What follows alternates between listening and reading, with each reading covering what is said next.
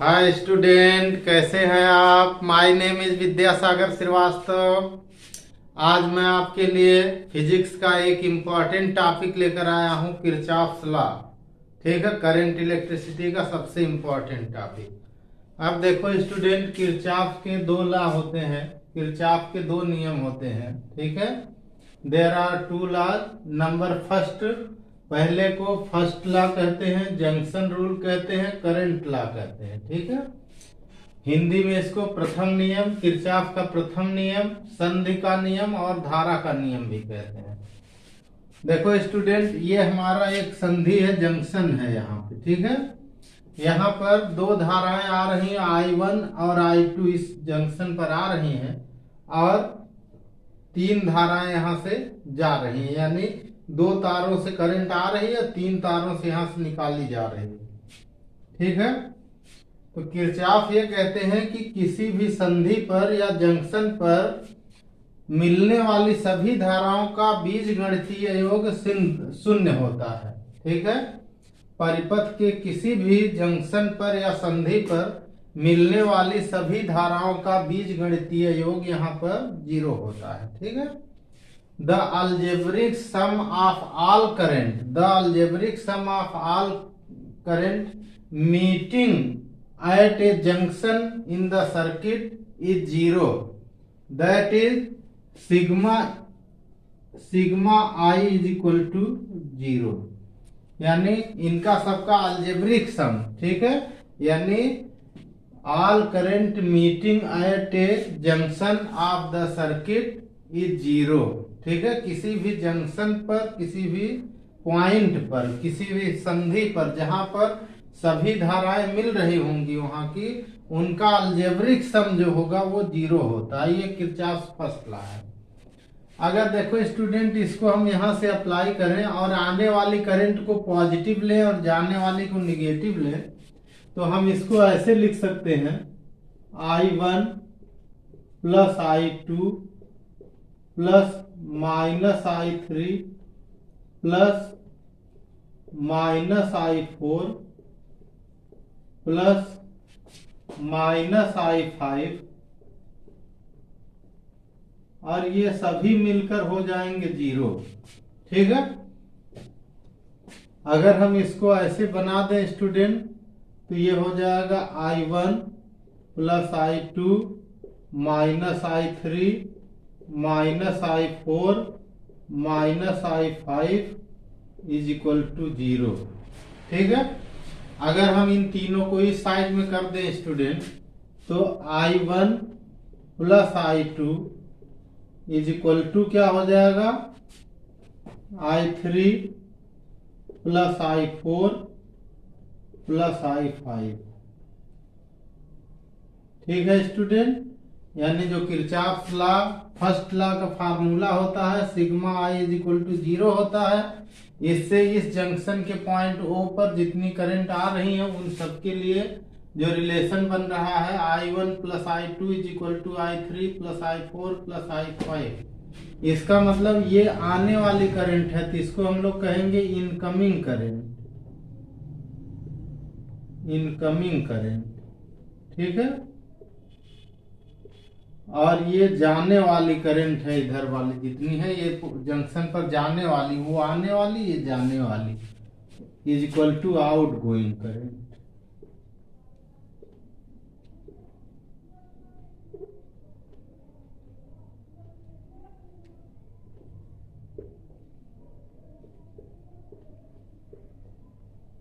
ठीक है, यानी इनकमिंग करंट को लिखते हैं आने वाली धारा, आउट गोइंग करंट को लिखते हैं जाने वाली धारा। यानी किरचॉफ का प्रथम नियम धारा का नियम है, किसी भी संधि पर जितनी धारा आएगी उतनी ही धारा जाएगी। अब देखो स्टूडेंट, अगर मान लीजिए कि करंट के फ्लो का टाइम डेल्टा टी हम इसमें रख दें, तो हम इसको ऐसे भी नोट पॉइंट में बना सकते हैं, if time of flow of current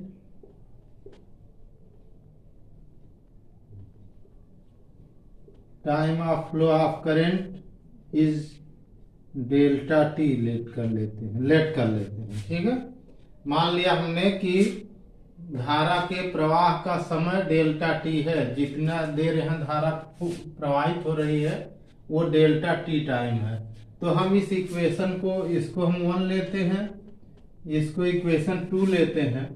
तो इक्वेशन 2 को हम क्या लिख सकते हैं स्टूडेंट, अगर इसके सबके साथ हम डेल्टा टी लगा दें तो हम इसको लिख सकते हैं कि I1 delta T plus I2 delta T is equal to I3 delta T plus I4 delta T और प्लस I5 डेल्टा टी।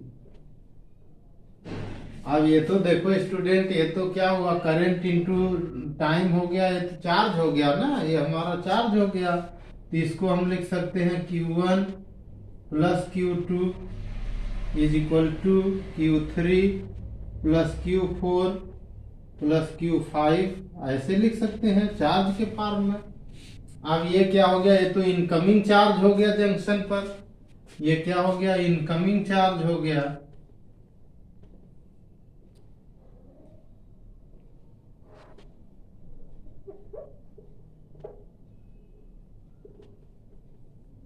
ये हो गया इनकमिंग चार्ज। इधर क्या हो गया, आउटगोइंग चार्ज।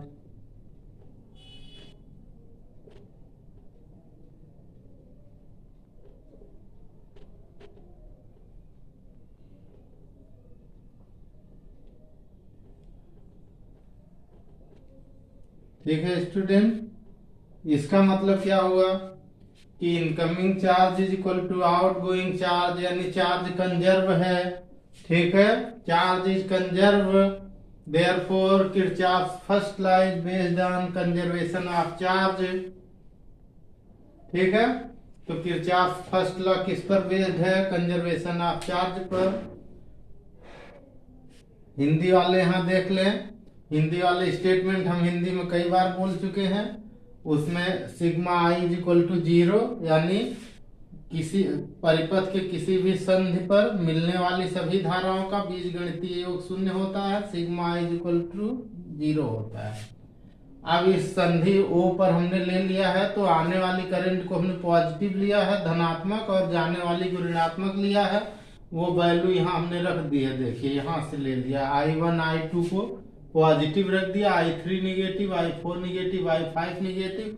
सिग्मा का मतलब ये योग होता है। ठीक है, अब यहाँ हमने ब्रैकेट ओपन कर दिया, तो जो माइनस वाले हो गए ये तीनों 3 4 5, अब इनको हमने इस साइड में कर दिया, तीनों प्लस हो गए, यानी incoming current is equal to outgoing current हो गई, यानी आने वाली धारा बराबर जाने वाली धारा हो गई। ठीक है, अब यदि चार्ज के प्रवाह में लगा समय डेल्टा टी है, यदि धारा के प्रवाह में, धारा लिखी है, धारा के प्रवाह में लगा समय डेल्टा टी है, तो हमने इसी इक्वेशन 2 में दोनों तरफ डेल्टा टी से मल्टीप्लाई कर दिया, तो I1 delta T, I2 delta T, I3 delta T, I4 delta T, I5 delta T. ठीक है, अब ये हो गया हमारा Q1 हो गया, यानी ये करंट आ रही है और यहाँ जितने टाइम में फ्लो हुआ उतना चार्ज हो गया, तो Q1 हो गया, इधर Q2 हो गया, Q3 हो गया, Q4 हो गया, Q5 हो गया। ठीक है, यानी इधर का आने वाला आवेश हो गया, इधर का जाने वाला आवेश हो गया, ये तो आवेश हो गया। इसका मतलब किरचॉफ का द्वितीय नियम किस पर आधारित है, आवेश संरक्षण पर आधारित है। ठीक है, Kirchhoff second law is based on conservation of charge. ये किस पर बेस्ड हुआ, कंजर्वेशन ऑफ चार्ज पर हुआ।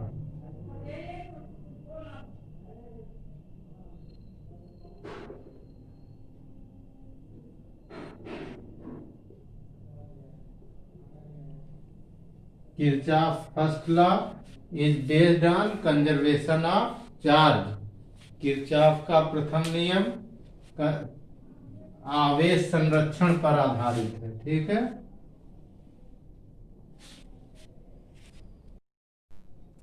अब देखो स्टूडेंट, हम लोग देखेंगे किरचॉफ सेकेंड लॉ। ठीक है, सेकेंड लॉ को मेश और लूप लॉ कहते हैं, इसको वोल्टेज लॉ भी कहते हैं। ठीक है, वोल्टेज लॉ भी कहते हैं, ठीक है। कहीं कहीं इसको वोल्टेज लॉ लोग लिख देते हैं। देखो स्टूडेंट, किरचॉफ लॉ के मेष लॉ के लिए हमने यहाँ एक सर्किट बनाया हुआ है, देखो स्टूडेंट, ठीक है।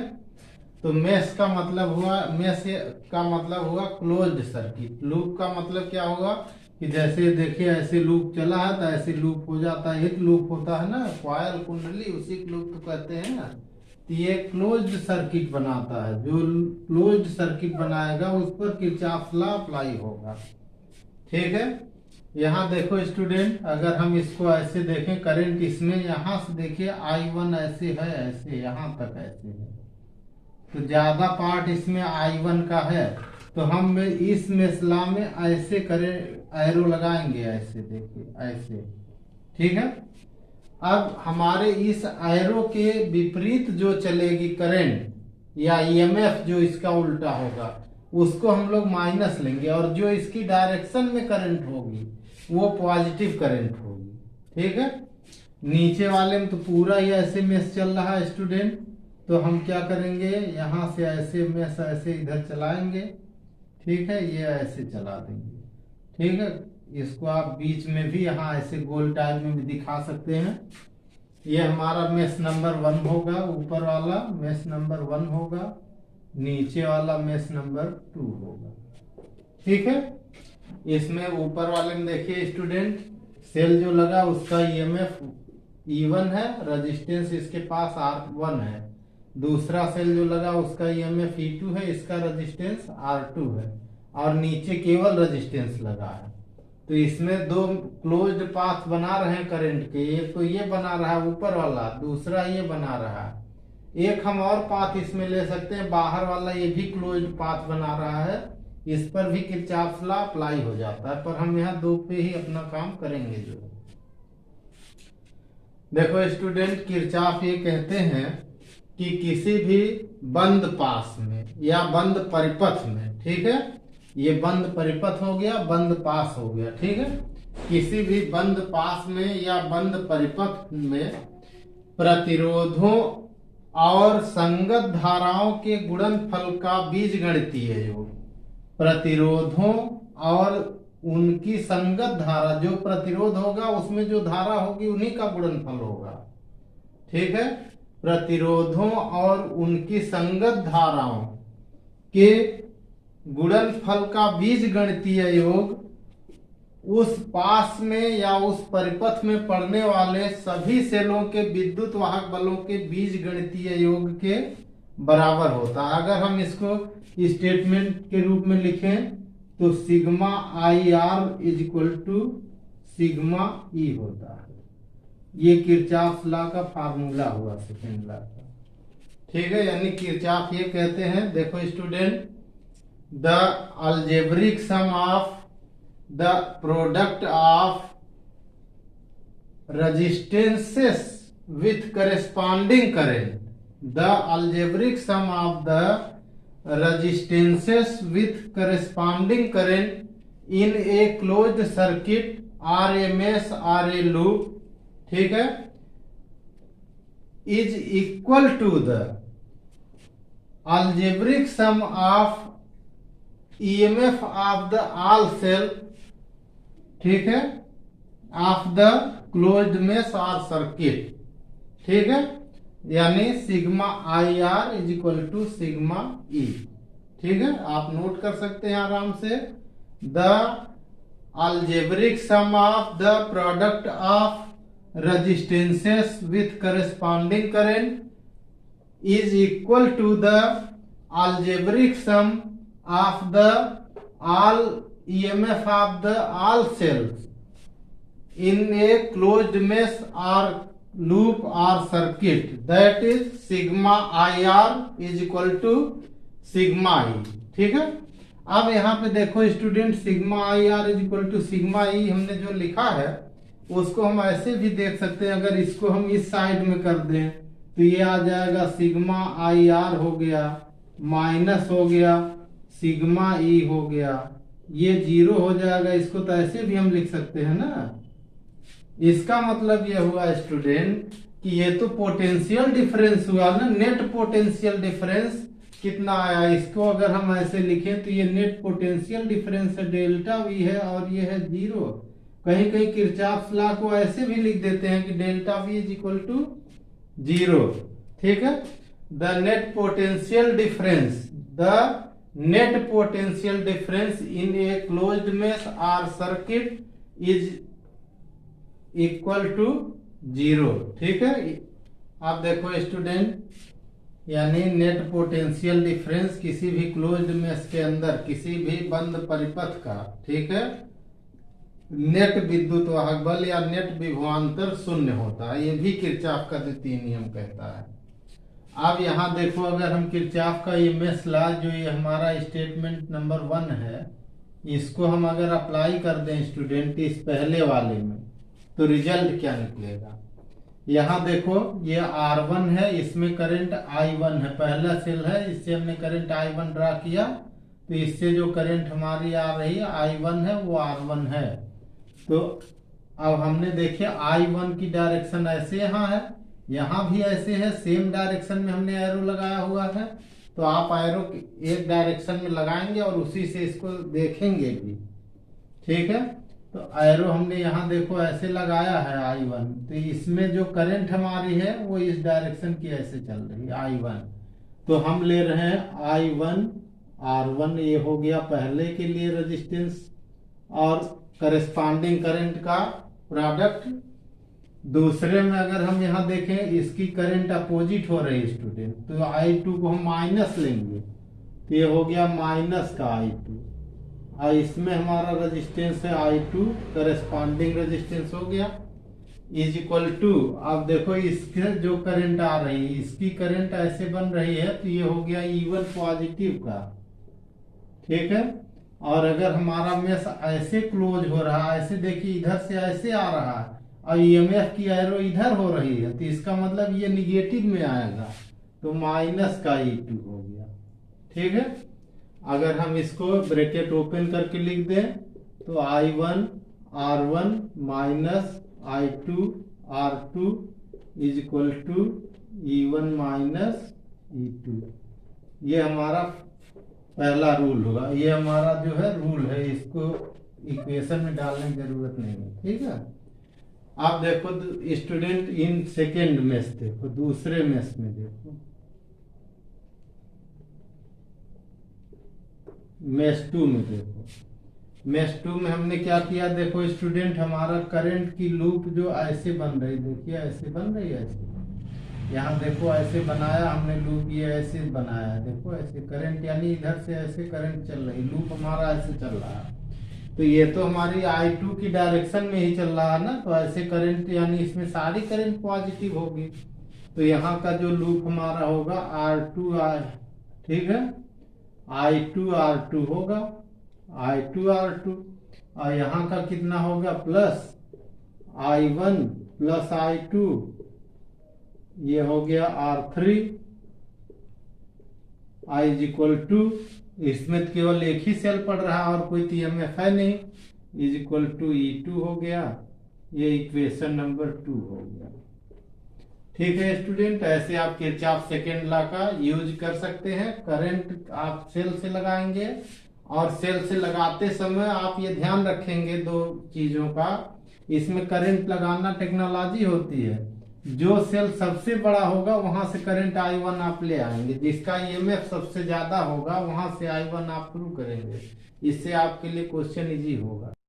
अब देखो स्टूडेंट, अगर हम ये ब्रैकेट ओपन कर दें तो I2 R2 is equal to I1 R3 plus I2 R3 is equal to E2 हो गया। ठीक है, अब देखो स्टूडेंट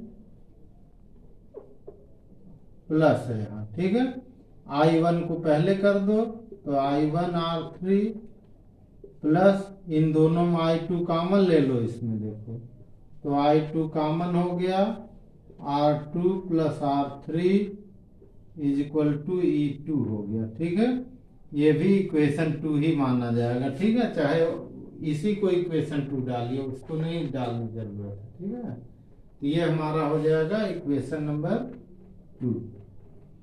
अब देखो स्टूडेंट, आई आर क्या होता है, पोटेंशियल डिफरेंस होता है। E2 क्या होता है, ये भी पोटेंशियल डिफरेंस ही है। ईएमएफ है, पोटेंशियल डिफरेंस का ही एक प्रकार है। और पोटेंशियल डिफरेंस को हम लोग डिफाइन करते हैं ratio of the work done upon charge. इसका मतलब किरचॉफ सेकेंड लॉ जो है कंजर्वेशन ऑफ एनर्जी पर बेस्ड है, वर्क डन पर बेस्ड है, कंजर्वेशन ऑफ एनर्जी। तो Kirchhoff second law is based on conservation of energy. ठीक है, Kirchhoff second law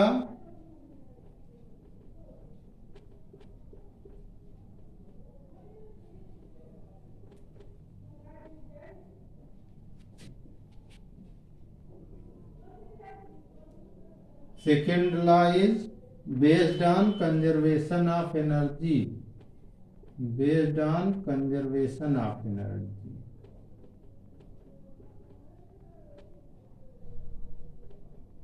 conservation of energy. ठीक है,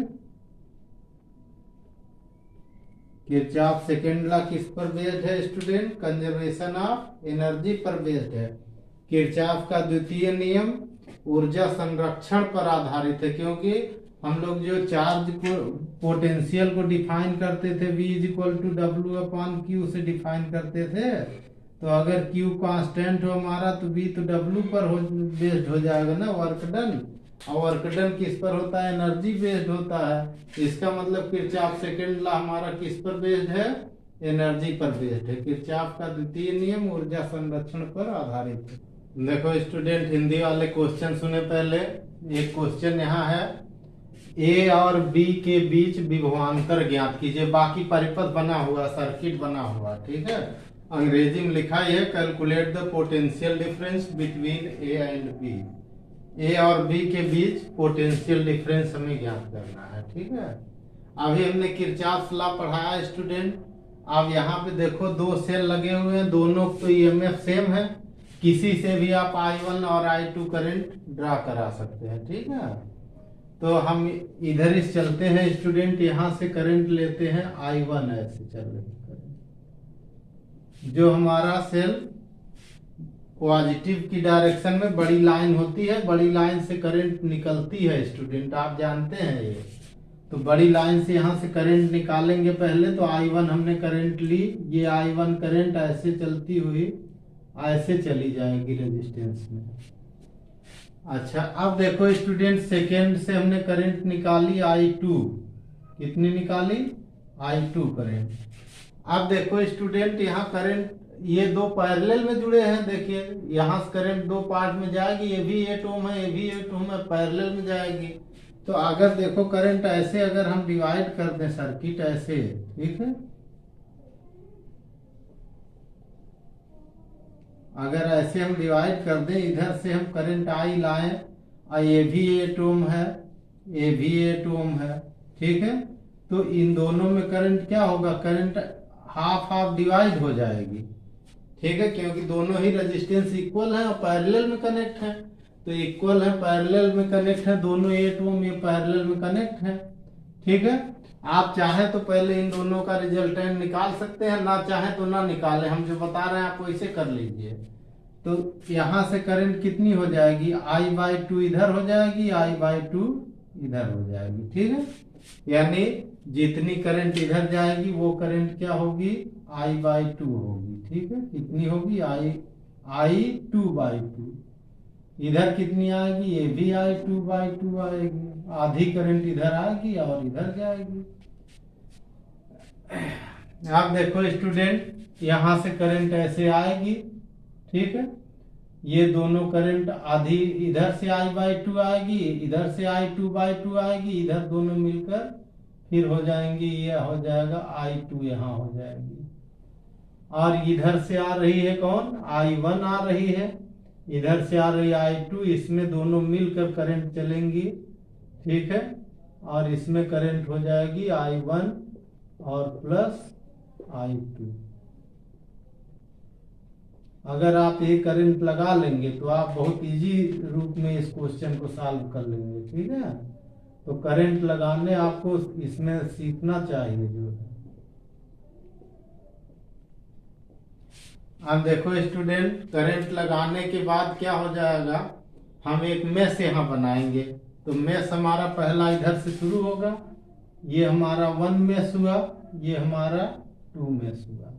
इसमें करंट कौन कौन है, I1 प्लस I2 है। तो हमें दोनों निकालने पड़ेंगे, I1 प्लस I2 भी निकालनी पड़ेगी, दोनों करंट इसमें प्लस करनी पड़ेगी। इधर मेश नहीं बन रहा, पैरेलल का कॉम्बिनेशन बना रहा है, इधर करंट इसमें पता ही है स्टूडेंट, ठीक है। तो इसमें तो हमारे लिए कोई रिजल्ट का काम नहीं है, हम इन्हीं 2 मेश से अपना कैलकुलेट कर लेंगे। ध्यान से देखिए, इन मेश 1, अब हमने किरचॉफ का सेकेंड लॉ क्या बताया कि रेजिस्टेंसेस एंड करंट का मल्टीप्लाई, ये कौन सी करंट, करस्पॉन्डिंग करंट जो उसी में होगी। तो पहली देखिए स्टूडेंट, इधर हम चलते हैं, I1 करंट ऐसे फ्लो हो रही है ऐसे, तो इसका जो मेश है वो तो पूरा ऐसे ही चल रहा है, 1 देखिए चल रहा है ना। दूसरे वाले में मेश कैसे चल रहा है, देखो ऐसे चल रहा है स्टूडेंट, ऐसे देखो ऐसे चल रहा है पूरा, देखो करंट ऐसे चल रही है, ऐसे पूरा आ रही है यहाँ ऐसे देखो। इसका मतलब कि सारी करंट सब पॉजिटिव यूज होंगी। तो पहले इसमें मेश 1 में देखें हम स्टूडेंट कौन आ रही करंट है, तो ये 2 वोल्ट हम इधर लिख देते, नहीं तो ये 12 पढ़ा जा रहा है बार बार, ठीक है। ये I1 करंट हमारे यहाँ से आ रही है, ये I1 करंट 2 ओम पर है, तो 2 इंटू I1 हुआ, 2I1 हुआ। फिर यहाँ भी 2I1 है, 2I1 है। यहाँ कितना है, 4I1 प्लस I2 है, 4I1 प्लस I2 करंट है, ठीक है। और इसका EMF इस मेश में कितना पड़ रहा है, 2 वोल्ट पड़ रहा है, 2 वोल्ट हुआ, ठीक है। यानी हम इसको देखें स्टूडेंट, तो 2 to 4I1 हो गया है, इसको ओपन कर दिया तो 4I1 ये आ गया, अब प्लस 4I2 आ गया, I इज इक्वल टू इधर 2 आ गया। यूनिट हम लोग आखिरी में लिखेंगे जो निकलेगा, ठीक है। 2 वोल्ट है तो हमने 2 यहाँ लिख दिया, यूनिट हम लास्ट में लिखेंगे जरा। यहाँ देखो 8I1 हो गया, 8I1 और प्लस हो गया 4I2 इज इक्वल टू 2 हो गया, ये हमारा इक्वेशन 1 हो गया, ठीक है। अब देखो स्टूडेंट, सेकेंड मेश देखिए, इन मेश 2,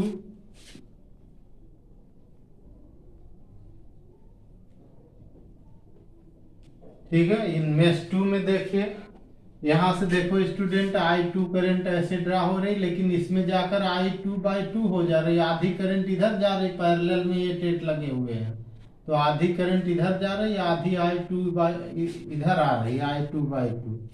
तो हम इसमें देखें यहाँ कितना आया, I2, ठीक है। तो I2/2 है ना यहाँ, तो 8 हो गया, और इसमें करंट है I2/2। देखिए इधर वाले में ये करंट I2/2 है, रेजिस्टेंस 8 में, इसमें कोई रेजिस्टेंस ही नहीं है, यहाँ रेजिस्टेंस है 4 ओम है, तो इसमें करंट है I1 प्लस I2, तो plus 4I1 plus I2, I is equal to, इसमें जो मेश में EMF पड़ रहा है इज इक्वल टू 2 वोल्ट पड़ रहा है। अब देखो स्टूडेंट, यहां से 2 से ये 4 कट गया, ठीक है, 4I2 हुआ, कितना हो गया, 4I2 प्लस ये ब्रैकेट ओपन कर दीजिए, 4I1 हो गया, प्लस ये हो गया 4I2 इज इक्वल टू आ गया 2, ठीक है। अब यहां देखो स्टूडेंट, I2 कितना है, 448 हो गया, ठीक है। तो ये हो गया 4I1 और plus 8I2 is equal to हो गया 2, ठीक है। ये हमारा हुआ। अब इसमें स्टूडेंट हम अगर 2 से मल्टीप्लाई कर दें तो I1 काट लेंगे, इसमें 2 से मल्टीप्लाई कर देंगे तो I2 काट लेंगे, तो इसी में कर रहे हैं, ठीक है। ये हो गया इक्वेशन 2। ठीक है, अब देखो स्टूडेंट इक्वेशन 1 इंटू 2, इक्वेशन 1 में 2 से मल्टीप्लाई कर दीजिए तो 8 2 जा 16i2 हो गया, 16i1 प्लस 4 2 जा 8i2 इज इक्वल टू 2 2 जा 4 आ गया। अब इसको इसी के नीचे रख दे हम इक्वेशन 2 वाले को। ठीक है, ये 3 इक्वेशन हो गया और 2 वाले को इसी के नीचे रख दीजिए, 4i1 plus 8i2 is equal to 2 हो गया, इक्वेशन 2 है। ठीक है, और अब माइनस कर दीजिए, माइनस माइनस माइनस, ये तो कैंसिल हो गया, ये कैंसिल हो गया, ये टेट पूरा कैंसिल हो गया, ये ना, ये देखिए कट गया, ये कैंसिल हो गया, इसमें 16 माइनस तो आया 12i1 is equal to 4 minus 2 का हो गया 2। i1 की वैल्यू आ गई स्टूडेंट, i1 की वैल्यू कितनी आ गई, i1 इज इक्वल टू, यानी यहां से हम लोग यहां आ जाएंगे, i1 इज इक्वल टू 2/12 आ गया, 2/12, 2 से काट दिया तो 1/6 आ गया, i1 is equal to, i1 कितना आ गया 1/6। ठीक है, यानी हम लिख सकते हैं i1 is equal to 1/6 ampere आ गया। अब देखो स्टूडेंट i1 की वैल्यू हम इसमें रख दें, किसी में भी रख दें, i2 निकल आएगा, तो पुटिंग द